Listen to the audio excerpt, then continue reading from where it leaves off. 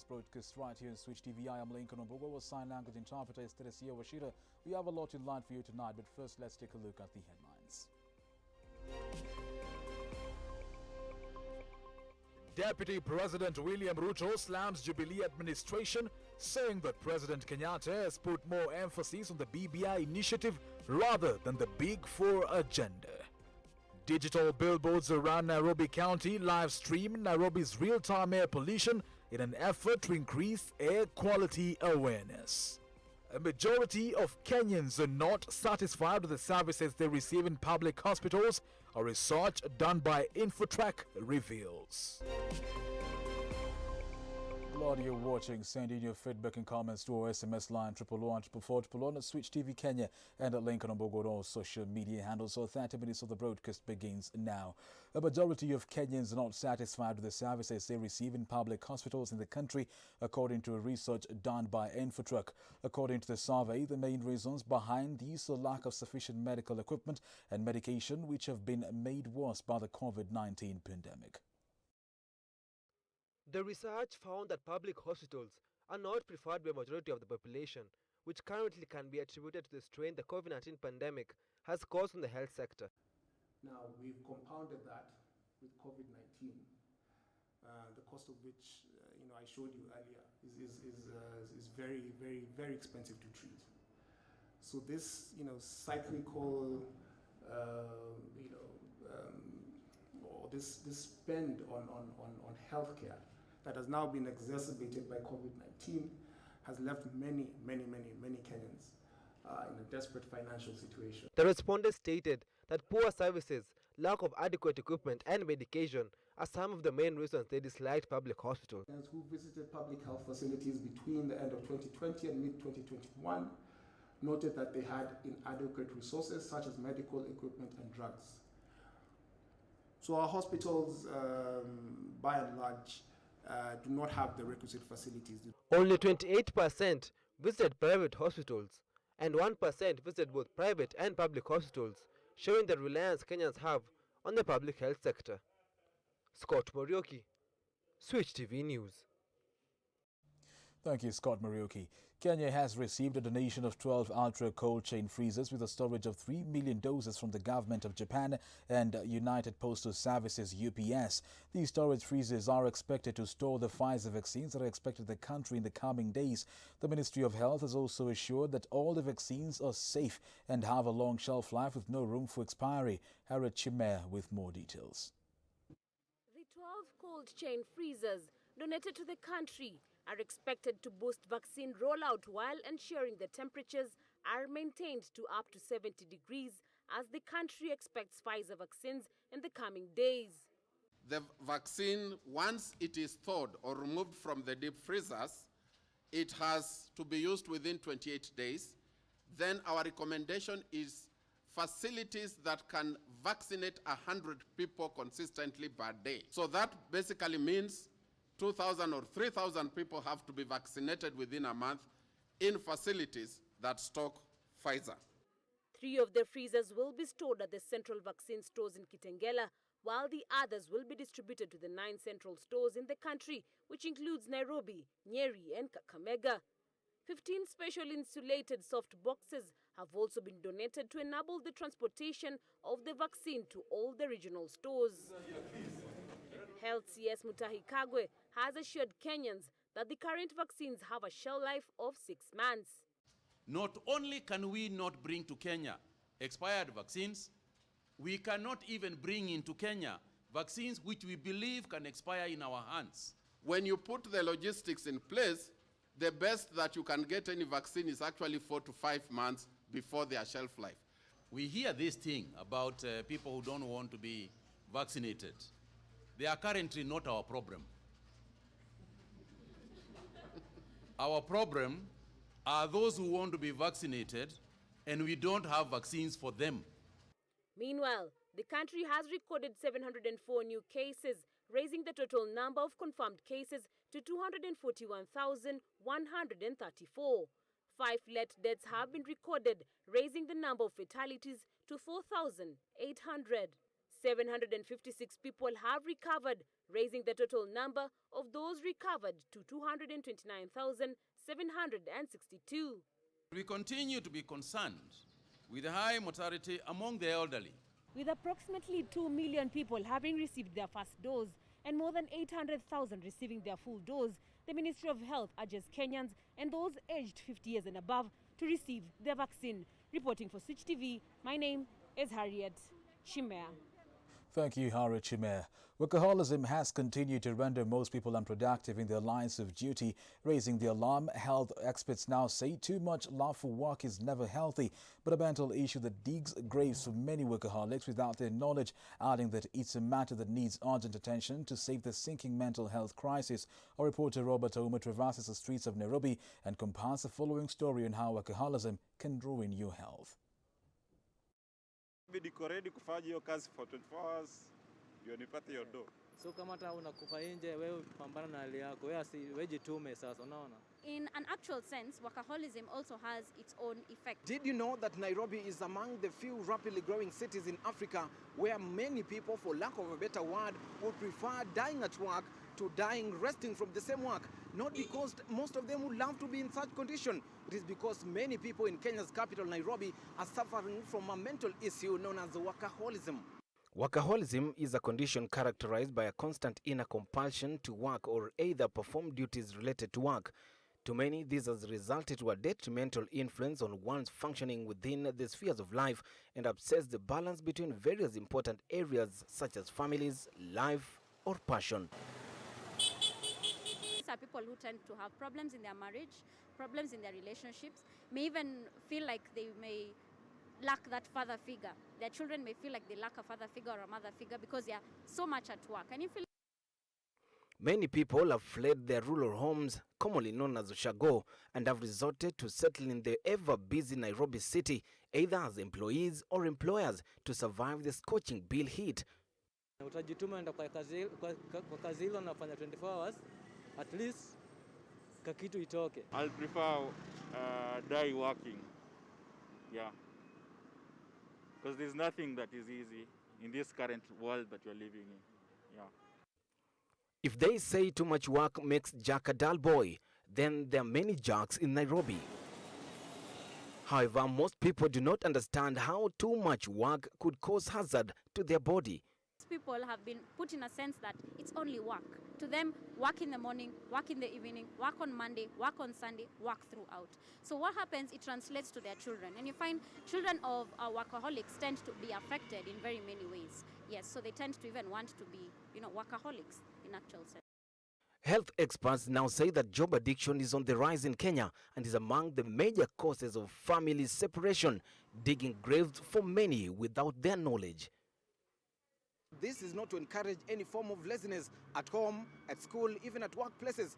But let also be known that total body productivity will only be achieved if the body is given enough rest. Robert Ouma, Switch TV, in Nairobi. Indeed, all work without play makes Jack a dull boy, and health should always be alpha on the list. Thank you, Robert Ouma, for that story. Digital billboards around Nairobi County have started to live stream Nairobi's real-time air pollution in an effort to increase air quality awareness among the city's over 4 million inhabitants. Our senior business reporter Clifford Ndubi tells us how the pilot aims to engage the public by streaming real-time air pollution information to digital billboards at 4 critical locations in the city at Moi Avenue, University Way, Mbagathi Way and Jomo Kenyatta International Airport. In a world facing tough environmental challenges, outdoor air pollution is said to cause 4.2 million deaths every year. According to statistics from the World Health Organization, nearly 9 out of 10 people are exposed to air pollution levels that put them at increased risk for diseases, including heart disease, stroke, chronic obstructive pulmonary disease, cancer, and pneumonia. As the pollution grows because of traffic, because of open burning, those concentrations are going to increase, and the colors on those displays will change, going through a scale from green, turn into orange, turn into red, to purple, to brown. So anything other than green and blue is not good for you. If it, for example, red, it means that if you suffer from asthma or you have a heart illness or sensitivities, you will feel it. So you need to take steps to protect yourself. In a pilot project commissioned by Safaricom, United Nations Environmental Program and IQ Air, a Swiss air quality technology company have set up digital billboards which will provide real-time air quality information for some of the most harmful type of air pollution, fine airborne particles in the capital city. The billboards have been set up along Moi Avenue, University Way, Mbagathi Way, and Jomo Kenyatta International Airport. Our role in this project is to ensure that we leverage on the technology and the infrastructure that we have across the country to scale up the project to cover the whole country. For the upscaling of this project, we require collaboration and partnerships. More than 90% of the global population breathes dangerously high levels of air pollution, according to IQ Air. This is due to its ubiquity and severity. Air pollution constitutes the world's biggest environmental health hazard, contributing to as many as 7 million premature deaths globally per year, which translates to more than 3 times higher than deaths associated with COVID-19. Reporting for Switch TV, I'm Clifford Ndobi. Thank you, Clifford Ndobi. The Interfaith Council has called out on political leaders to conduct their campaigns through other means as a measure to cap the spread of COVID-19. Addressing their concerns in a meeting with the Ministry of Interior and Ministry of Health, the Interfaith Council reiterated that religious leaders should support vaccination exercises while urging Kenyans to be vigilant and observe all the necessary protocols set in place by the government.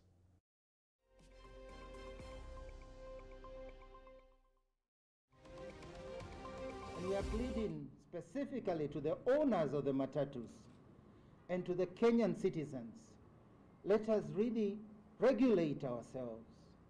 Let us decide that our matatus will not carry more than those stipulated with safe distancing. Let us really take it to heart as the matatu corps. Let us also take it to heart, we as Kenyans. With our story, we now take a short commercial break. Stay tuned, we'll be back with more.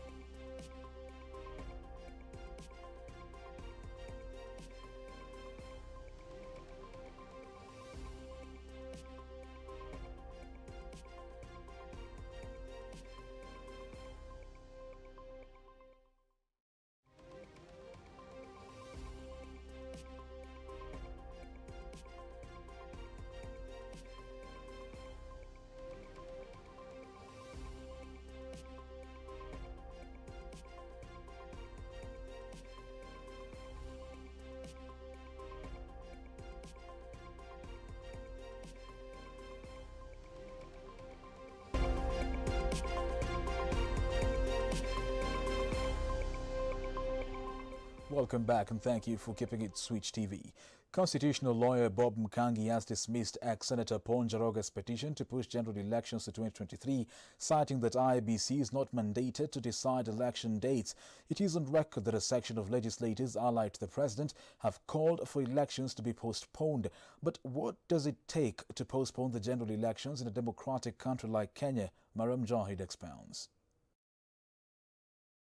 In the petition at the High Court, ex-Senator Paul Njoroge claimed the election date is not valid since it was set by IEBC Commission, which was not fully constituted, hence it should be pushed to 2023. However, according to constitutional lawyer Bob Mkangi, the claim doesn't hold any waters. That the Constitution guides us and we prescribed as Kenyans that we'll have elections every 5th year in the month of August and in the second Tuesday. However, under the 2010 new Constitution Article 102, elections can be postponed if, when Kenya is at war, Parliament may, by resolution supported in each house by at least 2/3 of all the members of the House, from time to time, extend the term of Parliament by not more than 6 months at a time.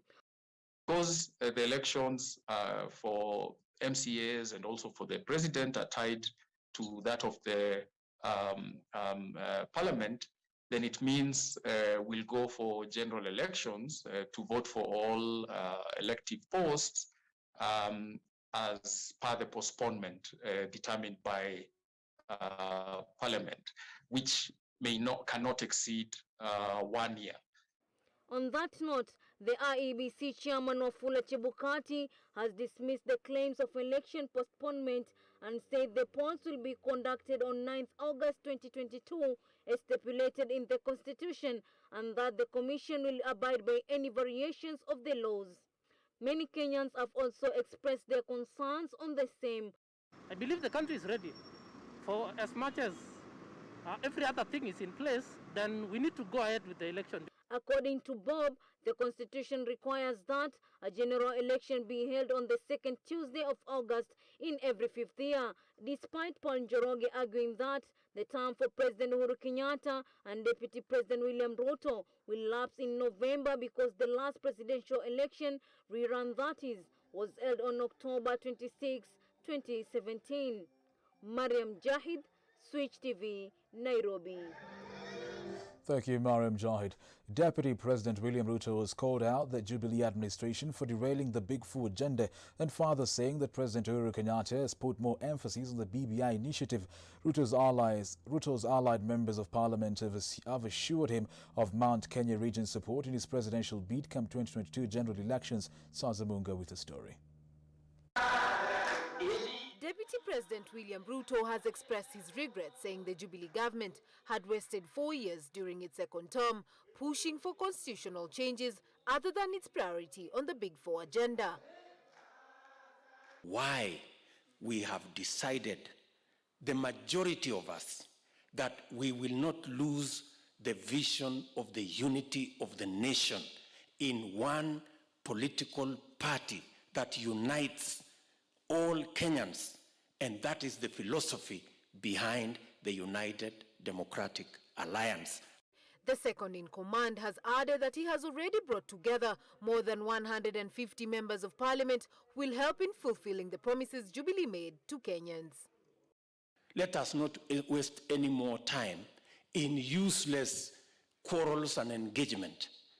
The rest of us are busy organizing the Hustler Nation into a political party as a movement, a national political movement to form a national political party so that we can be organized, we can have a plan, we can have an agenda. At the same time, Ruto allies of the Mount Kenya region have reiterated that they will back him in the upcoming general elections. Hawa wanafikiria ndio wenye nchi wajue iko wananchi. Ni uamuzi wa wananchi na viongozi wa Mlima Kenya. Wameamua wataingia chama cha UDA. Wameamua candidate wao ni William Ruto. The deputy president has further asked leaders not to be intimidated by those abusing their positions in government. Sazamunga, Switch TV. Thank you, Tsazamunga. Still on matters politics, the Mali National Congress Party leader Musalia Mudavadi says that he is ready to face it out with anyone going for the presidency in next year's general elections. While maintaining that his presidential bid is no reverse gear, Mudavadi has fearlessly reiterated that he is prepared to meet both Deputy President William Ruto and ODM leader Raila Odinga in the ballot come August 2022. Flora Limuki with his story. Amani National Congress Party leader Musalia Mudavadi has affirmed that his stance on presidential bid remains firm and he is open to working with any leader but not playing deputy to anyone. Kwa hivyo hata tukiwa na candidates wawili ama watatu ambao wametoa matamshi katika eneo la magharibi kwamba wanataka, hiyo ni haki yao.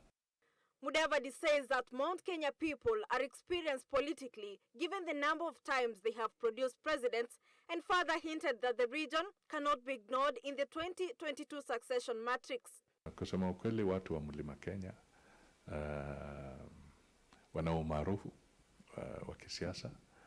Huenda labda eneo la Mlima Kenya halitatoa presidential candidate.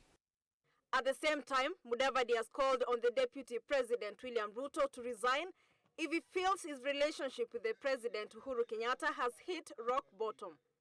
Kama wewe unaona kwamba sera ama mwelekeo wa mkubwa wako haukupendezi, basi ni jukumu lako kusema kwamba basi wacha nijiondoe. The ANC leader has also called on the government to adequately fund the Independent and Electoral Boundaries Commission (IEBC) for it to be able to carry out its mandate effectively in the next year's general elections. ANC party leader Musalia Mudavadi, who is also eyeing the president's seat come next year's general elections, has hinted the possibility of choosing a running mate from the Mount Kenya region. Mudavadi has now traveled for 7 consecutive times in the region for the last few weeks. Flora Limuki, Switch TV, Nairobi. Thank you, Limuki. Wiper Party leader Kalonzo Musyoka wants Kenyans to elect leaders of integrity. While speaking at a funeral in Kathiani, Machakos County, Kalonzo has further urged Kenyans to vote in a leader with an ability to provide development-oriented leadership ahead of next year's general elections. Kalonzo is among leaders who have declared their interest in the presidency under the umbrella of One Kenya Alliance. There's no joking anymore. We have some sacred business to save this country. And we'll go everywhere to make that clear. Therefore, OCA is a sacred movement. And sacred is sacred. We have a God-given responsibility to make a difference, to cause a true people-driven revolution.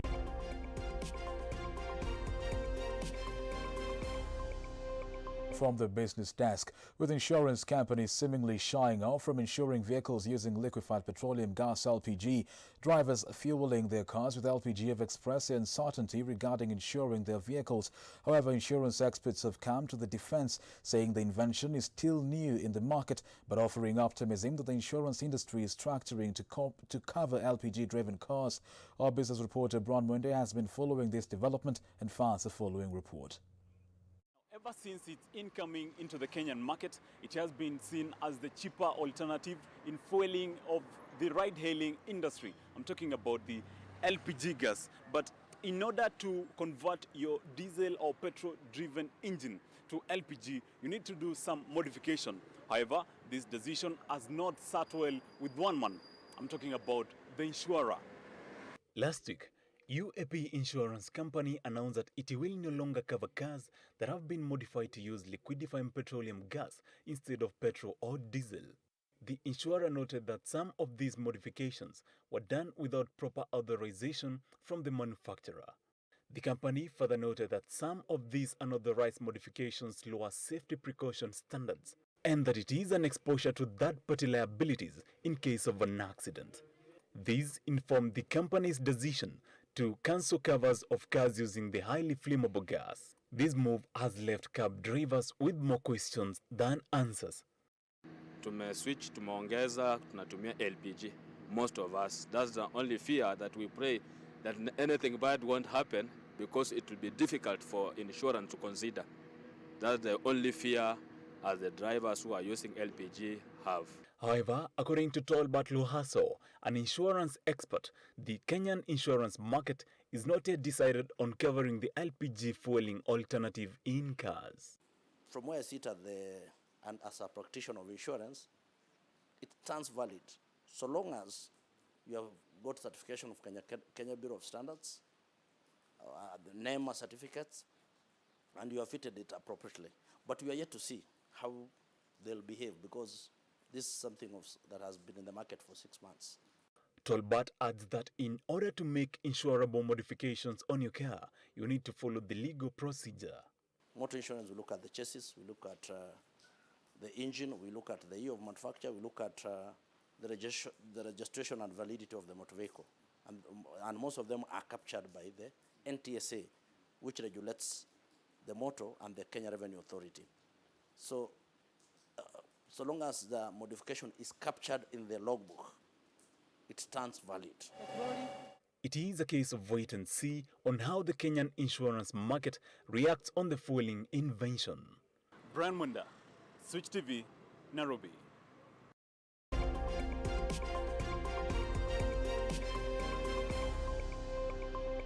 It's now time to get sporty. AFC Leopards forward Elvis Rupier has joined Saudi Arabian second-tier side Bisha FC on a one-year deal.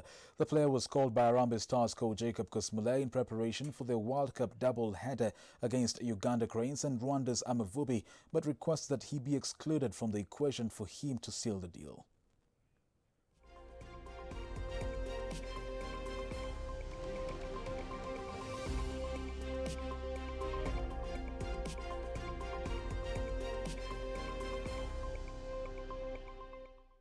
Meanwhile, Vihiga Queens stormed through to the final of the regional CAF Women's Champions League qualifiers after beating Simba Queens of Tanzania 2-1 at the Nyayo Stadium in Nairobi. Sazamunga with the story.